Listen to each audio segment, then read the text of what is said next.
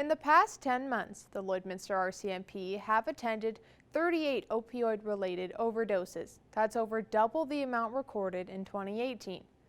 Those are just some of the local stats being shared at a new exhibit that opened today at the Civic Center. Jace Mackey has more on the exhibit and the stereotypes that are being broken. So I hope when people come that they are really open to the stories, that they set aside judgment, and that they are open to building more empathy for themselves and their family and in our community. Over the next 6 days, the Civic Center Auditorium will play host to a traveling exhibit called Opioids Don't Discriminate. The interactive display is meant to educate and spread awareness on opioid addiction in the community. The exhibit was developed in Strathcona County, and work has been underway since before the pandemic to bring it to the border city. I know the impact that this has had on people who have attended the exhibit in other communities, and I want that for our community. I want it to be another opportunity for us to continue the conversation around how do we address opioid use in our community, and most importantly, how do we support people. Visitors are able to walk through the stories of 3 fictional characters that are impacted by opioid addiction. The display addresses a stigma and judgment drug users face and provides additional information on the impacts of the opioid crisis and the science behind addiction.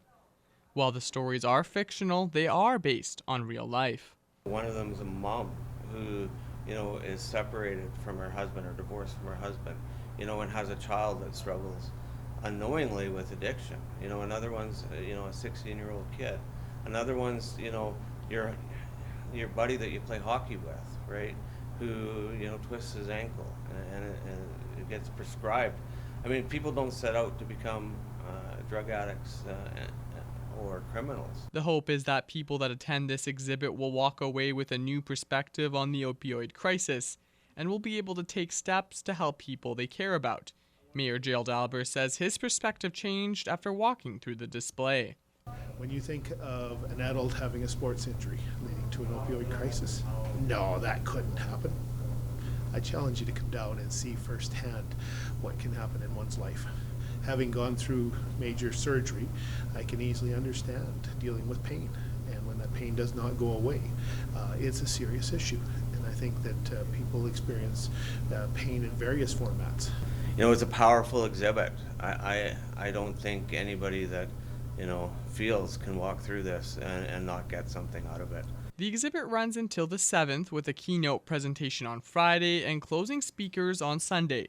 Proof of vaccination or a negative COVID test is required to attend, and masking is required while inside.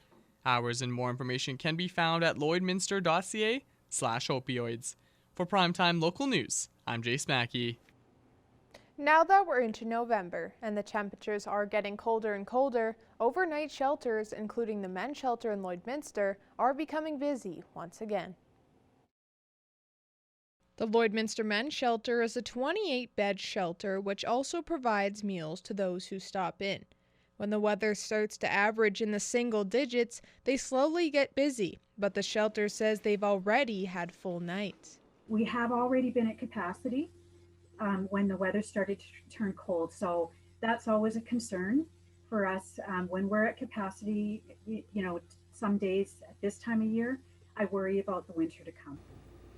Lloydminster has 2 main shelters in the community, the Men's Shelter and the Interval Home Society's Shelter for Women and Children. Once those shelters are full, there isn't many options for those searching for a bed around the border city. We get calls from out of town even, like we are the catchment shelter for communities, all the communities between Saskatoon and Edmonton. So we get calls from people in different communities throughout Alberta and Saskatchewan who need shelter, and they're phoning and saying, do you have a bed available? So we're already seeing those kind of calls coming through, as well as the people in our own community that need the shelter. Lazicki adds that even though they are a men's shelter, they do provide services to women and allow them to stay in their lobby, and as we head closer to the winter, they are in need of a few items. We are always looking for gloves and mitts, for sure. We're already out of them. Coats, boots, winter boots, just blankets, for sure. If you want to support the men's shelter or for further information, call the shelter for more.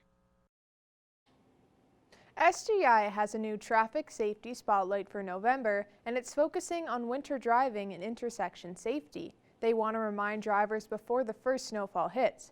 Our Shelby Clark got their safety tips. With the weather still being pretty decent for us starting in November, SGI hopes to get the word out for drivers to prepare.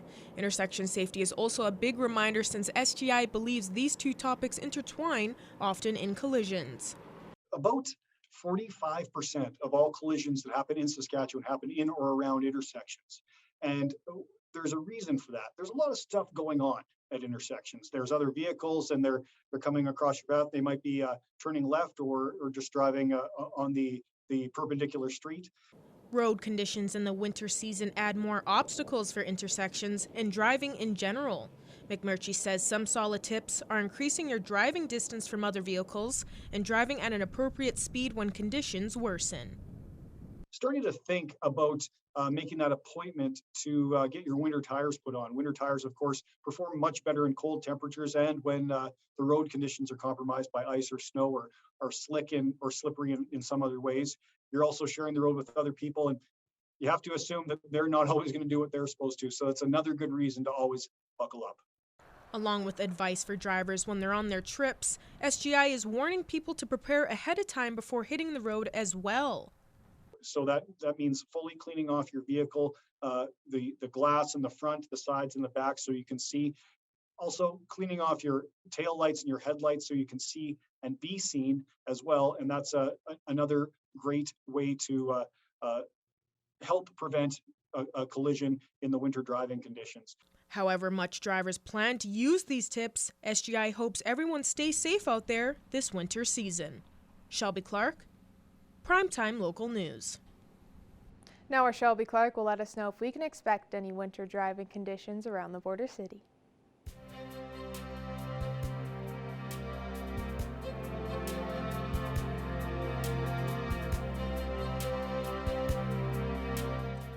Jasmine. Now taking a first look at your weather forecast, we are cooling down quite a bit. We won't be seeing too much snow coming up here soon for the week or on the weekend, so we are going to be still seeing a lot of sun out there.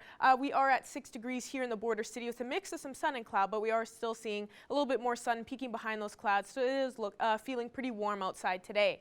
And switching over to our temperatures across the region for Alberta and Saskatchewan here, most are sitting at that 4 and 5 degree spot there, while Vermilion is just a bit warmer, as well as Marwayne at 6 degrees. And switching over to our Saskatchewan side here, seeing the same as the Alberta side, mostly Isle La Crosse and St. Walburg at 3 degrees, 4 degrees in Green Lake and Pearceland and Maidstone. Meadow Lake is at a warmer point at 6 degrees, and Macklin is the warmest, sitting at 7. And for North Battleford, overnight tonight, they will be going down to a low of -12.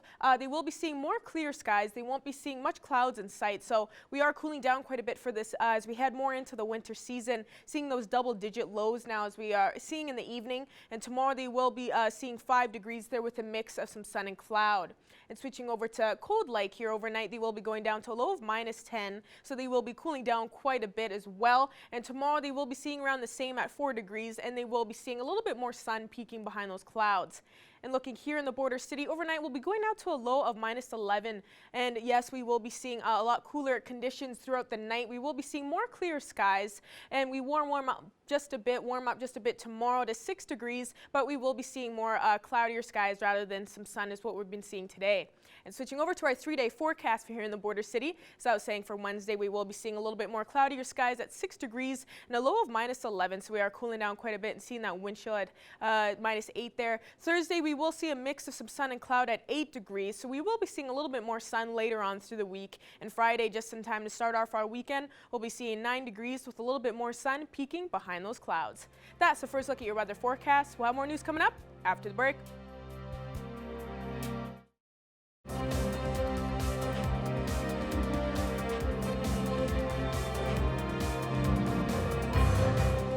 Welcome back.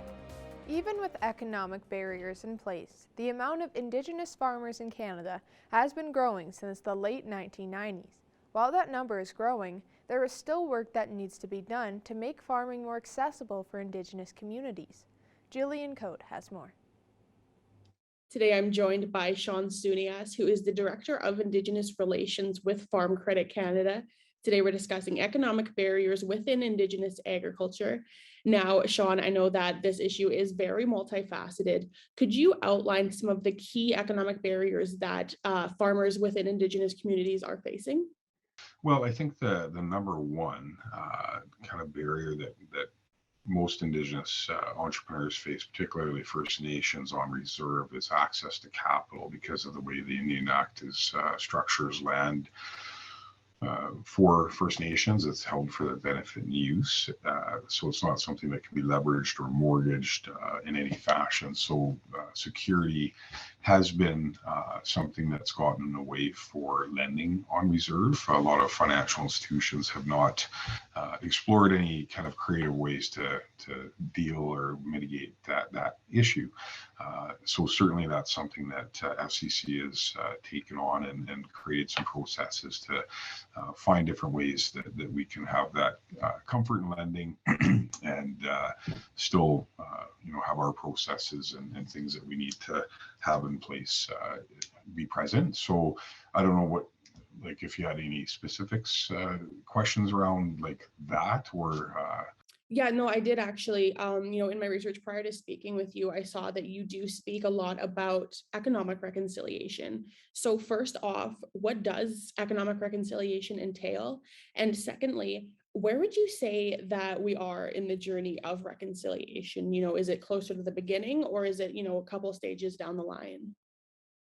we're at the beginning of the journey, and there's a ways to go, but that's okay. I mean, every journey starts somewhere, and when I look at economic reconciliation, there's many forms, but certainly as a financial institution, we would have be best equipped to focus on what we can do around the economic development in the agricultural sector. So what does that look like? Well, lots of communities,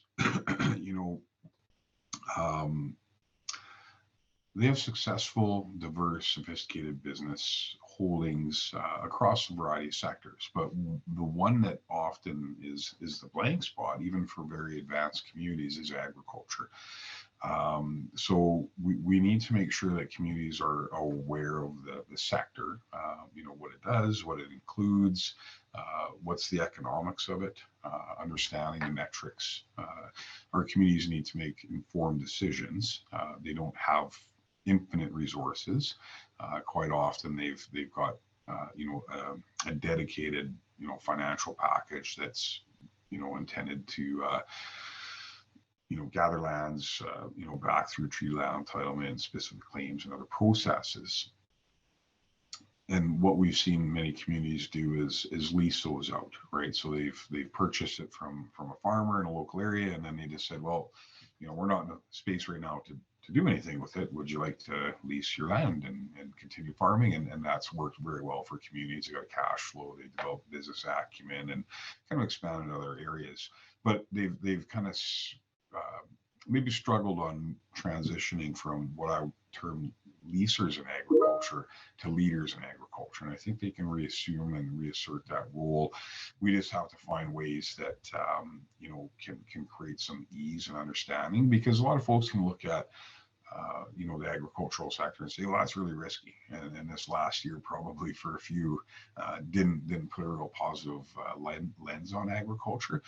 So what do we need to do to convey, what the business model is, what the pros and cons are, and mitigate some of the challenges that, I referenced earlier on capacity, capital, and so forth. And economic reconciliation is reducing those barriers so that communities can participate. So when I look at, the population is say 5% in Canada, and we've seen federal calls for procurement on that level. But the numbers across provinces vary tremendously. So if we look at Saskatchewan, it's closer to 20%. And if I look at, well, we're leaving 20% of perhaps that land or that opportunity off the table, even though a lot of it is leased out. There's lots of land that's not broken, and there's lots that will be purchased into the future and create more opportunity. But how do we create that space so they can transition into the sector and really benefit from it? Sean, thank you so much for your insight on this today. I very much appreciate you being able to speak with me. All right, thanks, Joanne. You take care.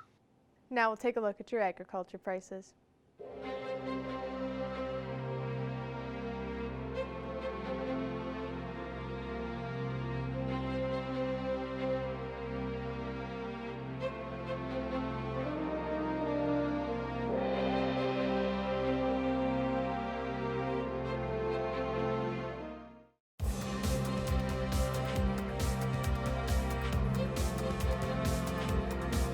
The Alberta Colleges Athletic Conference soccer season came to a close this past weekend. The Lakeland College men's team faced Red Deer Polytechnic for the bronze medal.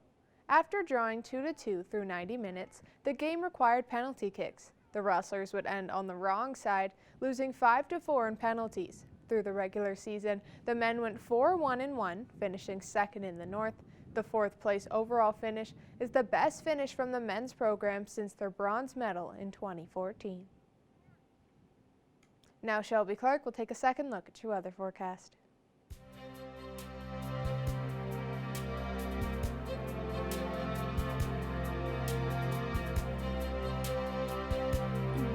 Thanks so much, Jazz. Now taking another look at your weather forecast. We'll be starting off with taking a look at the central region of the provinces here. They are looking a lot warmer on the Alberta side. As you can see, some are even sitting at that double-digit degree mark as we are getting more into the winter season. It is still kind of surprising to see that Edson is at 13 degrees while Whitecourt is at 10. Red Deer and Rocky Mountain House are at that 11 and 12 degree mark, while the rest are a little bit cooler. Jasper is at 11 as well, and Athabasca and Edmonton are a bit cooler at that 4 and 5 degree mark. And as we switch over to the Saskatchewan side here, they are looking a lot cooler in most spots.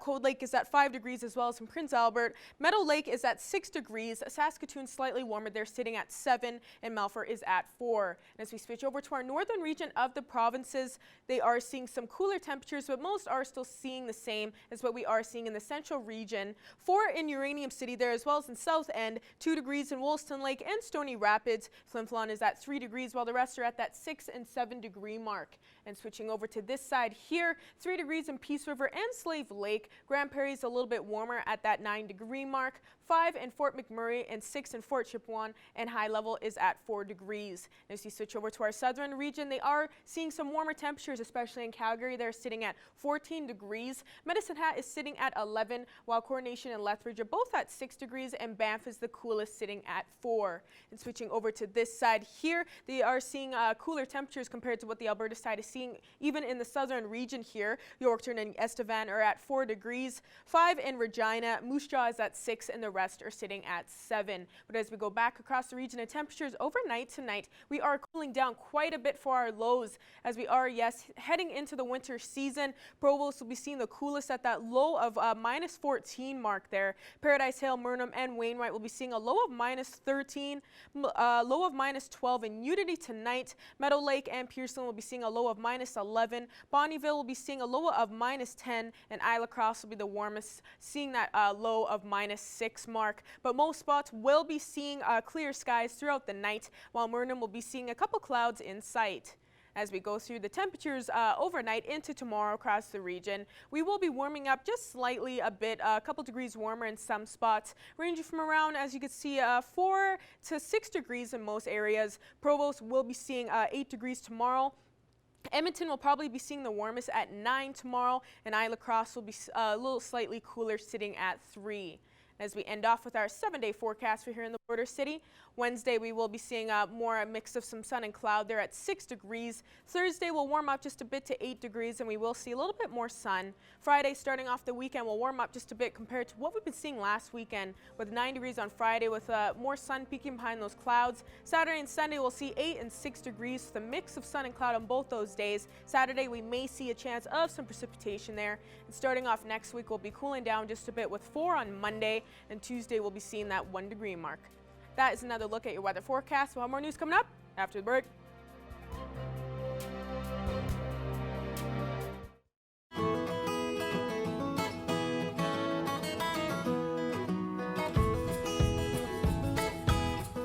Welcome back, everybody, to this edition of Pet Project. We're joined once again with Becca Lawrence from the Lloydminster and Community SPCA. Becca, how are things going this week? It's going pretty good. How about you? Everything's going swell over here. So we were chatting a little bit off camera, and we can breathe a little sigh of relief this week. Not quite, but things are a lot Yeah. better than when we spoke with you last week. So real quick before we show off the cat of the week, why don't we just get a little quick update on how, things are going this week. I heard you transferred out some animals, which is good because that makes more room, right?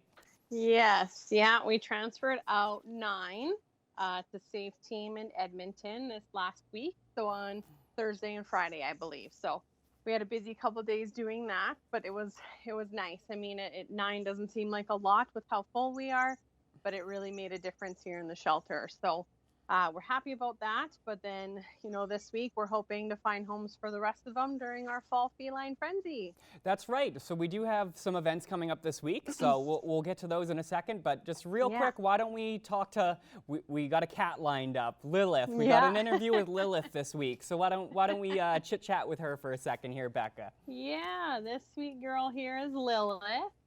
So she is one of our longer residents, I would say. She's probably been here for a little over a month now. Super, super sweet girl. You should just pet her. She's the softest thing on the planet, I swear. But she came in. She was just found in the middle of a nowhere by a RCMP officer out on a back road. And, she had a couple spouts of upper respiratory. So we're really hoping to just get her out of here so she can, stay healthy and happy in her new forever home. But, you can see Chico down here trying to play with her. She's pretty good most of the time. I think she'd be okay with the kitty in the home that, might not bother her too much. But some days she's not a huge fan of other cats or dogs. She does seem very nice with humans, though. She was, Yes. trying to coerce you into giving her more pets there. She certainly seems sweet. Her coloring is so nice. She looks like a very lovely cat. And yes, she is. Just a segue, so obviously you guys have some events coming up this week, and we want to get some more animals like Lilith adopted. So the first one you guys got coming up is the Feline Frenzy, correct? Yes, yeah, our fall feline frenzy. So I think this is like our 7th year in a row doing it now. But basically, we have our wheel of deals, and so you're guaranteed a discount off your adoption fee. I think our lowest one is 25%, and then the next one is 50%, 75%, and then free. So you really have a good opportunity to get a really, really good deal, but then you have a 100% chance of getting a deal that absolutely. Which is great for anybody out there who, really wants a cat or, a dog, and perhaps that adoption fee was, just a little steep for you at the moment. Maybe you're saving up, but this is a chance for you where you can obviously go in and save that money towards maybe you buy them a nice bed for when you pick them up or something like that. It's saving money is never a bad thing. So no, wonderful. Right. And you guys have another one coming up as well at PetSmart. So what's the information with that? Yeah, so that'll be on the Friday, Saturday after Remembrance Day. So I believe the 12th and the 13th. And same thing. We'll be hanging out at PetSmart and trying to get some of our kitties, and if we have any puppies, out for adoption. And really just to showcase our animals and ourselves again. And again, just main goal, getting these animals out into their forever home. There you go. So if you want to see some of the cats in person, that is certainly a great opportunity to do it. So lots of events coming up here right away. If you're looking for something to do, if you're looking to pick up a cat or a dog, certainly you got options coming up. And real quick before we go, Becca, I always like to check in with what you guys need as far as physical items. And you were mentioning that dry kitten food is starting to run a little low at the shelter. Yes, yeah, same thing as the wet food. We're just flying through it right now. We still have probably about 40 kittens out in foster, and knock on wood, but they've slowed down a little bit here at the shelter, but we still do have kittens coming in and lots on the waiting list. We do help them out whenever we can as well, just to thank them for hanging on to them until they can make it here into the shelter. But yeah, majority of it is just feeding our kitties that are here in the shelter and out in foster. So dry kitten food, any kind of litter really. Here at the shelter, we use non-clumping and pellet litter. But yeah, any kind of litter is welcome too, because we supply the fosters with that as well too. There you go. So there's a bit of an all points bulletin for anybody out there who wants to do a good deed this week. But unfortunately, that's all the time we have right now, Becca. But I want to thank you. I want to thank Lilith for stopping by and playing with us for a little bit. And we will chat with you again next week. Yes, for sure. We'll see you next week. Manage your waste and recyclables with Quick Pick Waste Disposal. 100% locally owned and proud to serve and support the communities we call home. Quick Pick, the convenient solution to avoid pollution.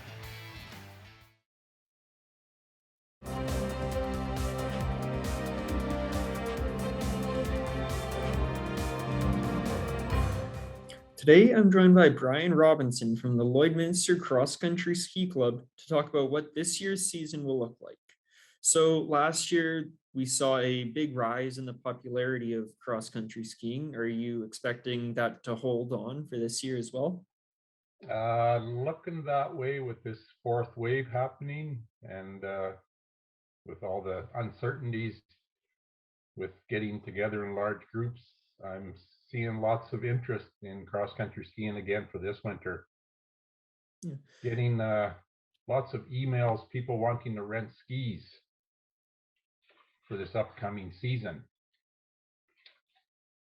So I've got like 40 or 50 skis that potentially I could rent here in the next month or so to people. So it's going to be crazy. And so did you face any kinds of challenges last year with how popular the sport was? We didn't, because we had a pretty good supply of lots of used skis that were donated, but we'd also bought some equipment in the last few years. So we rented out 75 sets of equipment last winter. But that pretty much cleared out our stock. We had rarely any left for day use for people that came out with no skis. You know, our inventory was just about zero. So how would people be able to get on the list for these rentals? Where could they sign up? Yeah, on our Lloydminster Cross Country Ski Club website, there's a contact form at the bottom that you can just fill out what you need. And then that message will come to me. And then I'll just reply back to them with their requirements and when we can get together. But our clubhouse is like 20 minutes east of Lloyd here.